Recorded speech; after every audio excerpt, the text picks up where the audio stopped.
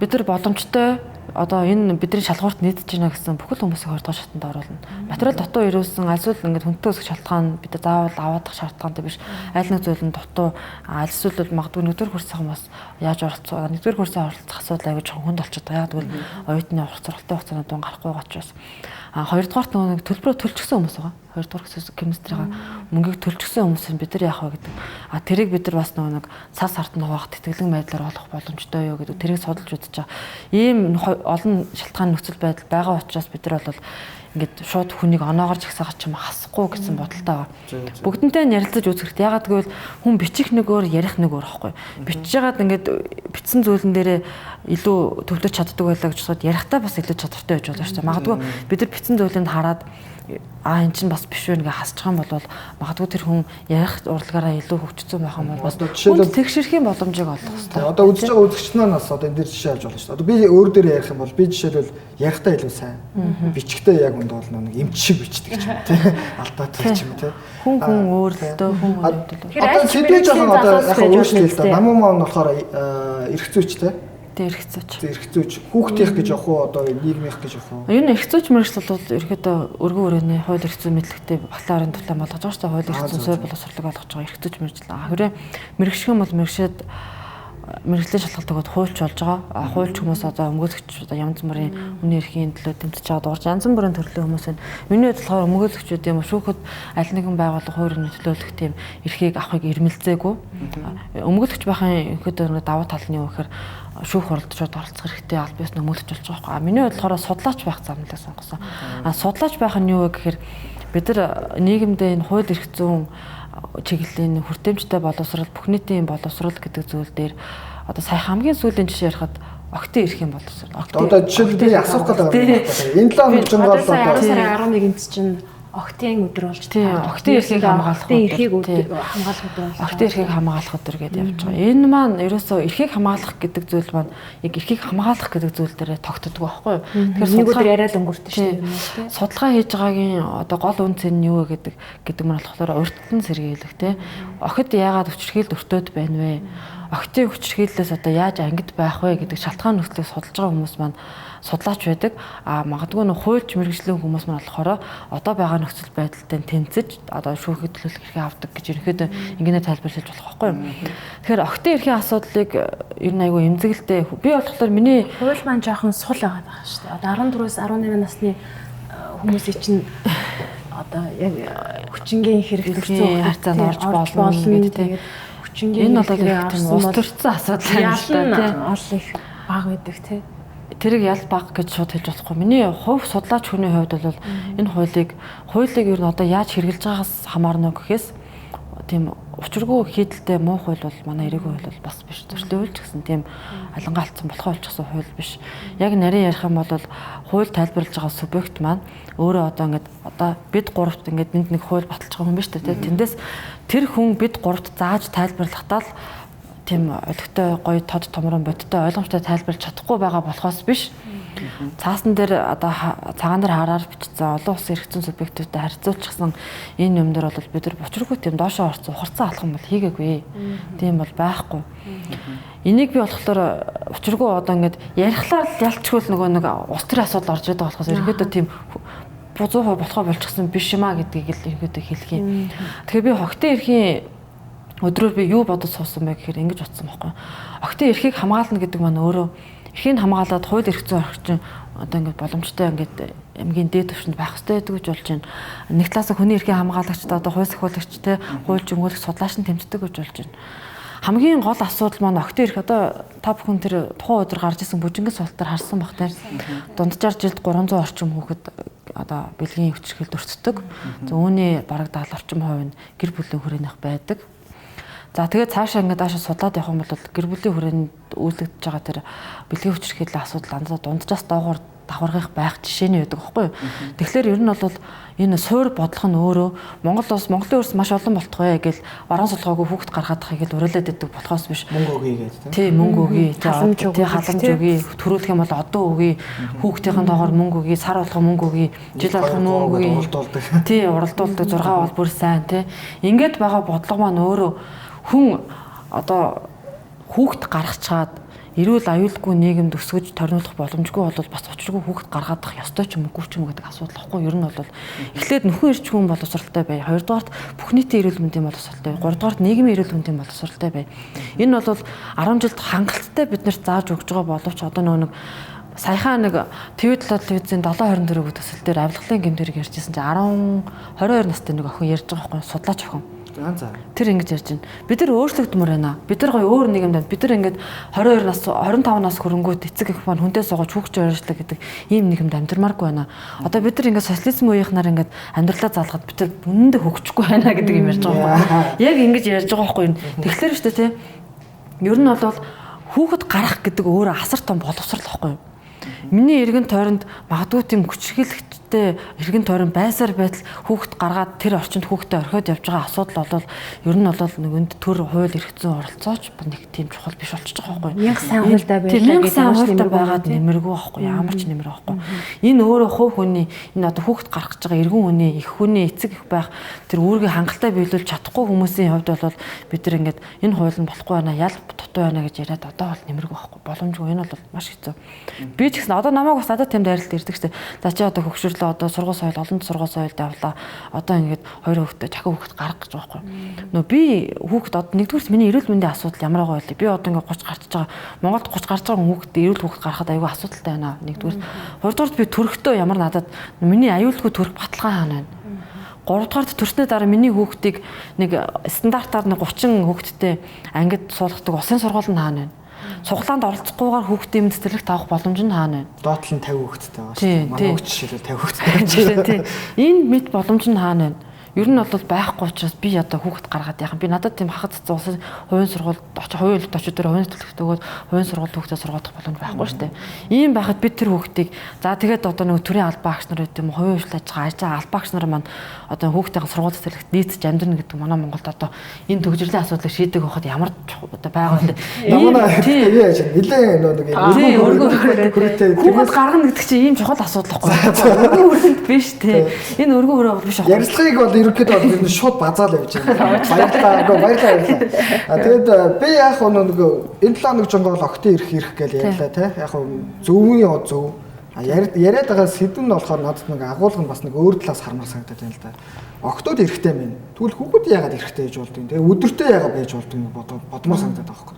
Харин хөвгүүдийн өдрийг яагаад манай channel 10 телевиз санаачилж болохгүй гэдэг. Яг байж болохгүй шүү дээ. Яг би энэ тараастаа сонсож байгаа юм хөвгүүд. Яг тэгшэрхийн зарчим би нөгөө судалгаа чинь ялч тэгшэрхийн зарчим ярьж байгаа юм. Хүн болгон эргэдэг ш оролцоотой байх хэрэгтэй. Тэгшэрхийн оролцоо ялчгүй одоо нэг эмэгтэйчүүдийн эрхийг хамгаалах өдөр, хүүхдийн эрхийг хамгаалах өдөр гэл тийм ингээл яваад одоо эмэгтэйчүүд эрхтэй аавд баяргүй нэгэл эрэгтэй хүмүүс баяргүй эргээ аргаа ороод аавдын өдрийг гараад ирсэн байгаа.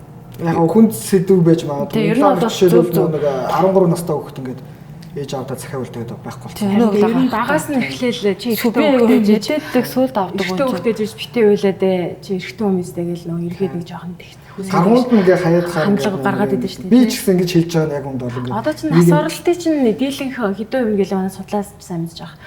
Дийлэнх эрэгтэй хүмүүс буюу хөвгүүд байгаа шүү дээ. Тэгэхээр бас хөвгүүд рүүгээ хандсан бас нэг тийм хөдөлгөөн нэм хамарсан тийм бас үйлчлэгээ нодлон нэг явуулмаар юм шиг санагдав. Жилийн өмнө өндөгшиг октоо сүүдэр буу тусаг өөдсгөн хөвгүүдээ хүчрхэг болгоё гэдэг нэг тийм яг би нэг ажиллаж байсан байгууллага жоохон муулах гэдэг юм шиг байна. Ингээд бидний явуулж байгаа арга хэмжээ маань өөрөө хүнийг ингээд гендрийн хувьд ингээд ялгарлан гадуурхачдаг тийм өндөгшиг октоо өндөгшиг октоо гэж болоо өөдсгөн хөвгүүдээ гэ. Ер нь бол хөвгүүд гэдэг нь 0-18 насны одоо насанд хүрээгүй эрэгтэй хүнийг хэлээд байна шүү дээ. Тэгэхээр тэднийг заавал өөдсгөн гэж нэрлэл төрийн байгууллага арга хэмжээ явуулж яхаас эхэлж байгаа байхгүй юу? Ер нь бол тэгэхээр та хэд яг хэмжиж байгаа сэдв маш зөв сэдв л дээ. Тэгвэл хөвгүүд ч гэсэн бэлгийн хүчирхийл бас өртдөг тийм маш их өртдөг. Бэлгийн хүчирхийл гэдэг чинь ер нь бол заавал нэг тийм яг нэг бидний ойлгож зарснаар хүчин төхөм тэр хийн тэр шууд үйлдэл бас биш шүү дээ. Ер нь бол одоо тэр эрэгүү хуулийн дээр сайн анзаарах юм бол одоо бага насны 12-оос доош насны 14-оос доош насны нөгөө хүүхдүүд аль нэг биеийнх нь аль нэг хэсэгт хүрэх төдий хүчирхийл болж үүсэж байгаа шүү дээ. Ер нь бол Эрэгтэй хүүхэд ч гэсэн энэ адилхан үйлчлэл нь ер нь бол хууль тогтоомж бүгд эрэгтэй хүүхэд эмэгтэй хүүхэд гэж ялахгүй үйлчилж байгаа. Яг нөгөө нэг огтын эрхийг хамгааллаа гэхэлэр та бүхэд аягүй эмзэг туссан байна да. Өнөө хөдөлтэй зураглаач нартайгаа ингээ ярьжсэн аахгүй. Яагаад хөвгүүд ирэхгүй юм бэ гэдэг. Сайн нэгтгэл 10 сарын 11-нд чи яагаад хөвгүүдийг хамгаалах, биднийг хамгаалах өдөр гэж байхгүй байгаа. Хэдүүлээ санаачлаа л та гэдээ ярьжсэн. Зөв энэ бол мэдээж тэгшэрх гэдэг хамгийн одоо абсолютны тийм шударгасны зарчим байхгүй юу? Яагаад гэвэл өнөөдөр бид нар Монгол улстай хүмүүлэг иргэний ардчилсан нэмэг зохицлон бүтээж байгаа. Маш олон улсын хүний эрхийн биелэлд тодорхойлсон олон улсын грек конвенцэд нэгдэн орсон байна. Бид нар ерөөсөө хүнийг хүүсээр ялгарлахгүйгээр тий хүүс битгийхэл байдлаар ялгарлахгүйгээр одоо эрхийг нь хамгаалахын төлөө тэмцэж байгаа олон улсын төрийн бас байгууллагууд маш байна шүү дээ. Тэгээ энэ дээр маань бидний хүүхд залууч төгслийн газар гэж байгаа шүү дээ тий. Энэ мэндэ хамтраад ирэхэд энэ үйл ажиллагааг эхлүүлэхэд боломжгүй зүйл бас байхгүй гэж бодож байна. Яг өнөхөр ингээд хүүхдийн эрхийг хамгаалах өдөр гэж бас байдаггүй бол бас байдаггүйг би сайн мэдэхгүй байна тий. Харин би ерөөсөө одоо өдний наслахтаа ерөөсөө тийм сонсож байгаагүй. Хөвгүүд ер нь бол одоо миний харж байгаагаар хөвгүүд ямар хүчирхийл төвчлэн илүү өртдгөө гэхээр сургуулийн орчинд дээрлэх хүчирхийлд маш их өртдөг байхгүй. Дээрлэх, дээрлүүлэх. Тий, одоо хэртэйдгээ нэг 14 хоногийн өмнө би яг годомжид ингээд 3 эрэгтэй хүүхэд дээрлэж байхдаа тааралтаад бас нэг залуу ирээд тэр 4 үлэн ингээд аваад явсан л та ер нь бол цагдаа болох тандахгүй явсан. Ер нь бол бидний багтаа өссөн нэг аимшигтай нэг тийм амьд үлдэх орчин шүү дээ. Тэр бол үдэд байхгүй өшөө байхгүй болтой шүү дээ. Одоо нөө бид нар одоо яг хуулийн дагуу амьдрч сурж байгаа байхгүй. Одоо л бид нар хуулийнхаа дагуу хууль ёсны амьдрч сурж байна. Одоохондоо бидний хүүхэд те отгоо хэтэрэгтэй бид гурыг хүүхэд байхад бол үнэндээ амьд үлдэхэд хууль мөл бол үнэндээ л өстой нэрээ уучлаарай байлаа шүү дээ. Хүний эрх мэрх гэдэг асуудал яригддаг байлаа. Мэдээж шилжилтийн үед өссөн хүмүүс бидэрт одоо бурууч юу аах вэ? Хинийхэн ч буруу аах вэ те. Ингээд одоо бол хүүхэд ядчил 10 жилийн сурагч те үсээ өөр өнгөөр бодох, үсээ задгаа тавих энэ эрх маань нээлттэй тий ургуулах, хийм хийлгэх. Тэгсэн чи одоо ингээд зарим одоо энийг бас анзаарах хэрэгтэй. Хотын захын дүүргийн 10 жилийн сургуулиудад бас жоохон алгарлан гадуурах ч гэдэм үү те одоо өөр өнгөтэй болдгоо ч гэдэм үү. Тиймэрхүү асуудал яригддаг. Энэ хөвчлэн эрэгтэй хүмүүсээр яригддаг гэж байгаа юм. Айгүйх дээрлэгтэй. За тэгээд тэр ахаа тэр 724-г төслийг ярихад өндөр хүүхдийн тоглох эрх хэрэгцсэн бохгүй тэрэн дээр. Хүүхдийн тоглох эрх хэрэгцсэн. Тэн дээр нэг 7-8 настай хүүхэд ярьж байгаа байхгүй. Би ингээд тоглох гээд цагтаа шийдэн дээр очиод ингээд дөнгөж ингээд ганц хоёр бөмбөг шидэ байж итэл ах нар яриад за явчи. Ингээд хөөгд намайг тоглоулдаггүй. Би тоглох эрхийг эдэлмээр гэж яриад байгаа байхгүй тэр хүүхэд чинь. Тэгээ энэ асуудал маань бүр ингээд бидний тоглоом нь хүртэл ингээд эрхийг нь хязгаарлаад байдаг. Тэгвэл тэнд яагаад ингээд тоглоомын талбай арай гэж нэг байгуулчаад ингээд эрхэн зөрчигдсөн зөвхөн тэм дундаас дээш насныхан зориулсан тоглоомын талбай байгаад байгаа жишээ нь.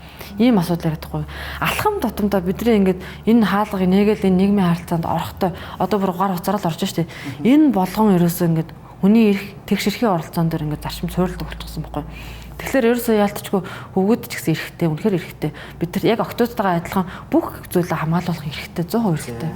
За ингээд хуульч судлаач хүний амнаас ийм үг сонсох надлаа урамтай байна. За тэгэхээр цаг маань нэлээ хэтэрчтэй. Тэгэхээр буцаад төсөл рүүгээ оръё тийм. Төсөл рүү оръё. Тэгээд ер нь бол дуусгая гэж бодож байна. Тэгээд үзэгчтэй яг одоо үзэж байгаа зөвлөгөө авахыг хүсэж байгаа, мэдээлэл авахыг хүсэж байгаа хүмүүс маань хаашаа хандах вэ? Мөн бас одоо яг юу бичиж оруулах вэ? Яг эхнээс нь үзэж амжаагүй ч байж магадгүй. Яг юу бичвэл одоо энэ тэтгэлэгт хамрагдах вэ гэдгийг бас давуу тал нь яг ямар байх юм бэ гэдгийг бас хэлээд өгөл тэ. Тэгэд яриагаа ерөнхийдөө л өндөрлөө. Одоо багахан яриараа л гэж байгаа юм шиг ярьж шүү дээ. За ерөнхийдөө бол тархины судалбар групп болон тархины судалбар пэйж байгаа. Тархины судалбар энэ пэйж группт орохлоор одоо мэдээж ерөнхийдөө би шууд линк холбоосоо тавьчихсан байгаа л да. За тэгэхээр бид нэр анкет бөглөнө. Одоо манай анкет нөгөө тухайн хүний бас учиргүй хувийн мэдээллийг олон нийтэд зарлахгүй болмаас бид ганц нэг тодорхой нэг жоохон хувь өндөө халтсан зөвшөөрж байгаа тохиолдолд анкетаа бөглөө штэ.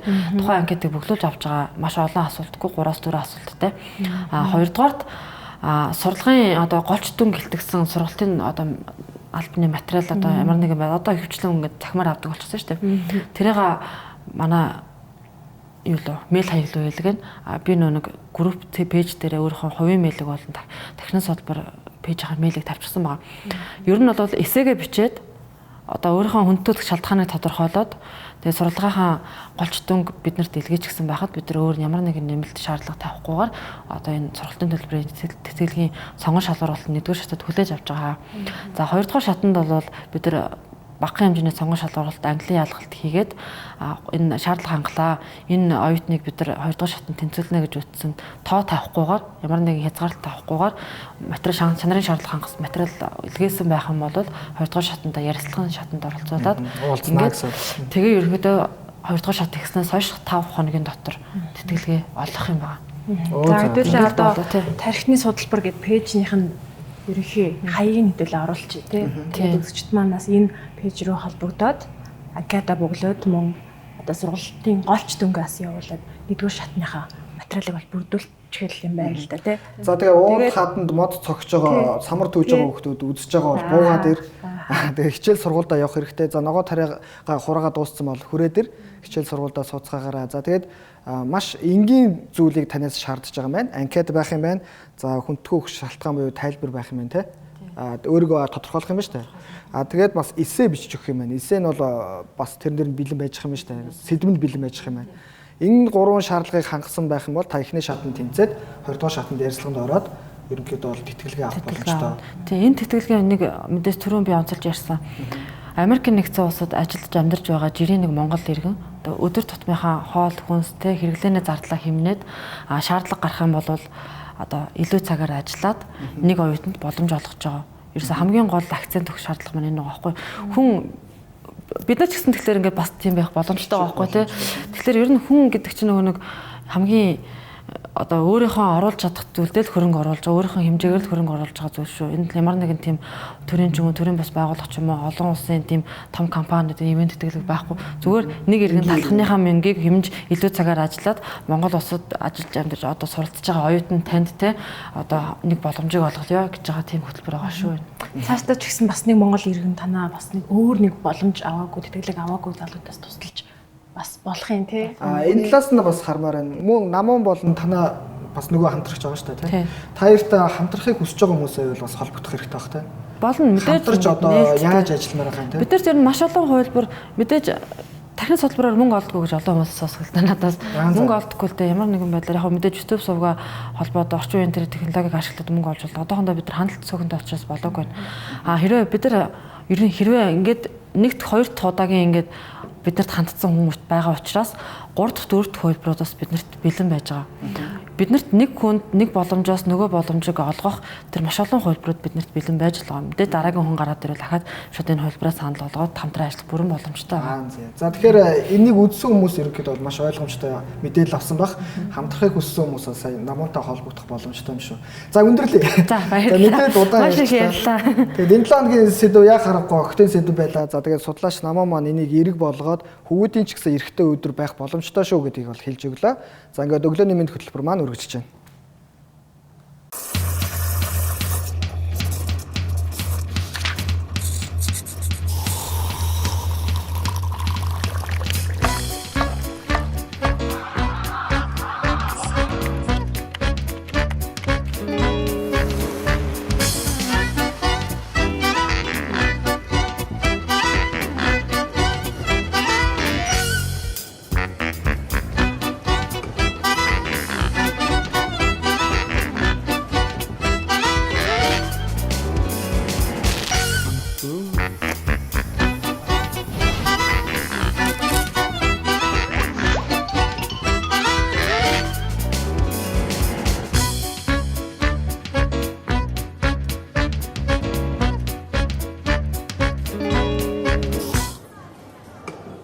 За үзэгчдээ ингээд өглөөний мэд хөтөлбөр маань өргөжлөж байна. За тэгээ намуунда баярлалаа. Чаашдын төслүүд болон судалгааны ажилд нь амжилт хүсье. За тэгээ шууд явчих болохоор зөвшөөрсөн татаад байвал юу гараад чигээрээ үе наадхаа гэнэ хөлөө. За тэгээд тархины судалбарын үед гэх юм бол Америкт байгаа залуу те Монголд сурахыг хүсэж байгаа эрмэлзэлтэй оюутан залуу хүүхдүүдтэй октоодтой туслая гэсэн эрмэлзлээр намуунтай хамтраад ажиллаж байгаа юм байна. За намууны хувьд гэх юм бол дахиад нэг найз нь бас хамтарч ажилладаг. Тэгээд энэ төслөө хэрэгжүүлэхдээ дандаа ер нь хувь хүмүүстэй албан байгууллага биш те нэг юм янз янзын төслүүд хэрэгжүүлж ийнэ гэж PD-гээ яваад идэв шүү дээ хүмүүс чинь. Тийм бишээр ажилтдаг надад их таалагдтыг. Чамд ямар санагдав? Би намагны ярианаас зүгээр яг ийм бас хэрэгжүүлвэл бас нийгэмд ялангуяа өсвөр насныханд хэрэгтэй болов гэж бодлоо. Энэ юу вэ гэхлээр мэрэгчлээ зөв сонгох зөвлөгөө эсвэл одоо юу гэдэг сургалт. Одоо өөрөө хэлсэн шүү дээ. Эцэг эхийн одоо бас буруу дарамт бас одоо өөрсдийнх нь нийгмийн одоо оролцоо.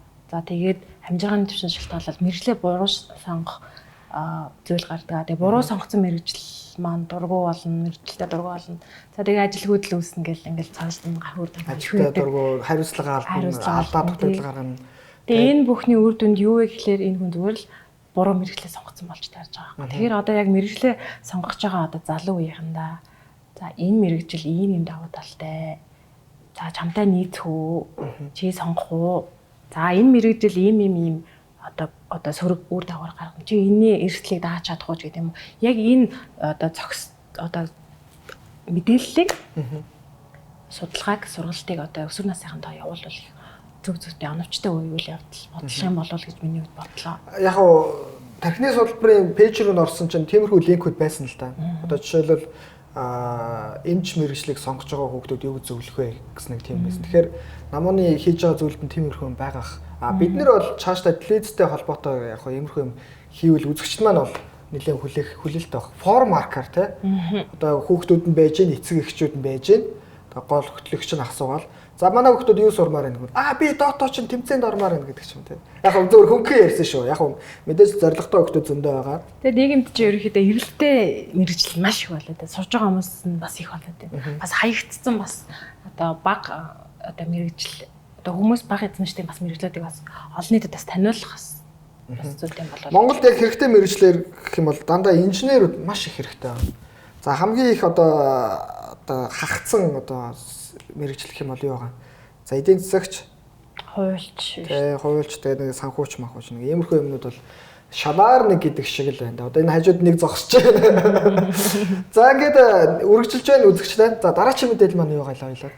За дараагийн мэдээлэл No Time No Die гэдэг одоо James Bond-ийн маань кино байгаа штэ.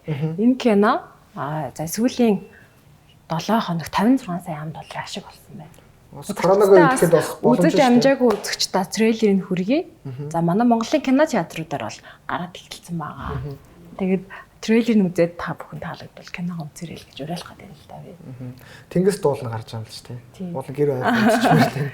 Тэгээ энэ гол дүрийн жүжигчин Тиг долоо James Bond маань Daniel Craig сүүлийн дүр нь. Тий 5 жил James Bond-ийн дүр тоглоод одоо хамгийн сүүлийн кино болж байгаа. За цаашдаа James Bond-д Тиг долоод маань яг ямар жүжигчин тоглох нь бол тодорхой бус. Өөрийнх нь асуудал биш гэдэг нэг ярьцлага өгсөн тийм шүү дээ. Одоо бас нэг гоё жүжигчин бол залгамжийг нь бол авах байлгүй тий. Чиний хэлж байгаа гарал гоё. Эрэгтэй жүжигчин. Гоё шүү дээ. Гоё л залуу гарч ирнэ. За үзэгчтэй трейлерыг хамтдаа үзцгээе бүгдээрээ.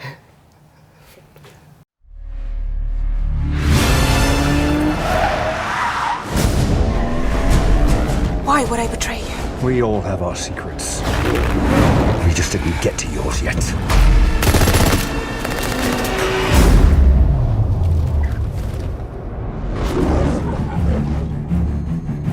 The world is arming faster than we can respond. Where's 007? I need a favor, brother. You're the only one I trust for this. The world's moved on, Commander Bond. You were 00? 2 years. So stay in your lane. You get in my way, I will put a bullet in your knee. The one that works. I thought you two would get along. Name? Bond. James Bond. So you're not dead? Hello, Q. I've missed you. It's the most valuable asset this country has. If you feel yourself losing control, I'm not going to lose control. James, you gave up everything for her. When her secret finds its way out, it'll be the death of you. What is it? You don't know what this is. James Bond. License to Kill. History of violence. I could be speaking to my own reflection. Only your skills die with your body. Mine will survive long after I'm gone. History isn't kind to men who play God.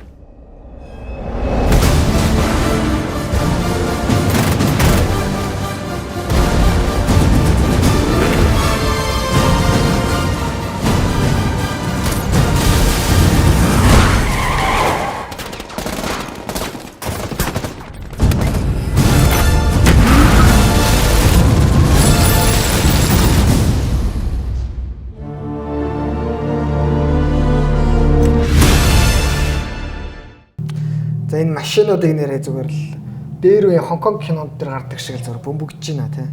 За ингээд миний ингээд дээдлийн цог ингээд татаадах юм. Энийг гээд баярлаад байгаа юм. Айсуу сандраад ч юм. Шууд явж байгаа болохоор тэгээд. За нэг зураачийн зургийг танилцуулах гэж байна л да. За энэ болохоор Ираны зураач гэсэн баха. Зургууд нь нэлээд тийм гоё өгүүлэмжтэй, нийгмээ дандаа шүүмжилсэн, нийгмээ харуулсан. Ер нь шок зураач гэж хэлж болно. Эсвэл нэлээд модонд орж байгаа одоо төрөлтөө ерөнхийдөө комик төрөл буюу шок зураг төрлөөр зурдаг юм зураач байгаа. Тэгээд зургуудыг харангуут л яг тухайн үед биш одоо үед яг болж байгаа процесс тийм коронавирус байна. За ерөнхийдөө бол одоо хууль хүчнийхэн дарангуул байна. За сошиаллаас хин сошиал одоо хэрэглээний одоо нэг үр дагавар тийм. За мөн түнжлээ хамгийн одоо бидний барьж ичгээд байдаг нэг улсын хурлын гишүүдтэй холбоотой ч юм уу тийм. Улс төрчтэй холбоотой тийм зургууд байгаа. За энэ зургуудын маань зурсан Ираны одоо уран бүтээлч маань Алиреса Пакти гэдэг нэртэй уран бүтээлч байна. За энэ зургуудыг эхлээд харах юм бол нэг энгийн зураг мэт одоо харагдаж байна л да тий. Тэг яг нэг чиний хэлдгээр нийгэмдээ болж байгаа үйл явдлыг одоо шок хэлбэрээр үзүүлсэн байна. Энэ гоё яваастай худалч гэдэг өөрийгөө дөвлөгөө хийцэн. Тийм байна. Тийм байна. За тэгээд яг өмдөл энэ цаг үед бид нарыг яг нэг амьд байлгаж байгаа амьдруулахыг хүсэж байгаа салбарын хүмүүс бол мэдээж эм чимч салбарынхан тий. Эмнэлгийн салбарынхан гэх юм уу? За өстой гоё зураг. Эмчтэй талархъя гэдээ бас нэг хөрхэн зураг байна. Нэг коронавирустай холбоотой. За хэрэггүй бэлэг гэсэн чинь утас өгч байна. Энэ бас их сонирхолтой шог зураг байна л да. Цаана ингээд айгуу гоё амьдрал өрнөд байгаа байхгүй тий. Тэгсэн ингээд хүүхдээ амир их идүүлсэн, хоол идээд тархалуулсан. Тэгээд ингээд хэрэггүй бэлэг өгч байгаагаар. За мэдээж дахиад коронавирусын тухай одоо шог зураг байна. Энэ бусдын хөдөлмөрийг хүнддэг гэдэг нь их гоё байгаа зү. Тийм байна. Энэ яа харахгүй маадэр ч гэсэн харагддаг. Түүхийн ажилчид яг хөө төргөн үйлчлэгээний цэгийнхэн гэж байгаа тийм. Гадаа яг хог цэвэрлээ явж байгаа хүмүүсийг бид нэр яг үнд бол би ингээд өөрөө ажаал гэдэг байхгүй. Гудамжинд явж байгаа хүмүүс яг үнд бол маш тийм муухай ханддаг. Ихэнхэн шүү. Энэ бол би бага хэмжээний гэж хэлэхгүй. За тэгээ бас энэ нөгөө хүн хэрхэн байгалыг сүтгэж байгаа вэ гэдээ одоо амьдтыг одоо амьдаар нь гიშгэлж байгаа энэ шог зураг бол бас л сэтгэл сэргэлтэлхэм санагдаж байна. За тэгээ манай ч гэсэн бас иймэрхүү сэдвээр зурдаг хүмүүс бол мэрсээр бол байгаа. Тэгээ сонин болон сайтуудад зураг өгдөг. За жишээлбэл манай бэлгүүнийгийн харандагаар гэх зураач тийм. Тэр болохоор яг одоо сүүлийн янз янзын төслүүд төр ажиллаад байгаа. Өмнө нь болохоор гоё сэдвийг гоё хөндөж өгдөг гэсэн л та. За үзэгчд маань зургууд маань бас гүн гүнзгийдэг төрүүлсэн болоо. Бас ойлгож бас үзсэн болоо гэж бодож байна. За тэгээд өнөөдрийнх нэвтрүүлэг энэ өрөөд өндөрлөх байлаа. За тэгээ. За үзэгчдээ ингээд өглөөний мэд хөтөлбөр маань энэ өрөөд өндөрлөж байна. Өнөөдрийн яг одоо хүртэл ингээд бодоодсэн чи ярьсансан их их сэдв маань октын талаар байлаа. За тэгээд октуудынхаа хайрлаа. Ягаад гэх юм бол би яг нэг хоёр талаас нь хараадсан л да. Ягаад октын өдөр гэдсэн, ягаад хүүгийн өдөр байж болдгүй гэдсэн. Ер нь гэхдээ асуух асуулт маань ер нь зөв байсан болов уу гэж бодож байна. Тэгсэн ч гэсэн та бүхэн октоо хайрлаарай. За тэгээ өндөгч байна уу, юу ч байна уу, ямар ч лсэн таны л охин бол таны охин охиноо сайн хайрлаар гэж хэлмээр байна. За Баасан гарагийн шууд нэвтрүүлэг маань энэ түрээд өндөрлөж байна. За маргааш буюу Бямб нэм гарагт өглөөсөн цагаас өглөөний мэд нэвтрүүлгийнхаа шинэ дугаарыг хүлээн авч үзээрэй. За дараагийн дугаар хүртэл өдөр баяртай үзэгчтэй өдрийг сайхан өнгөрүүлээрэй. Баяр таа.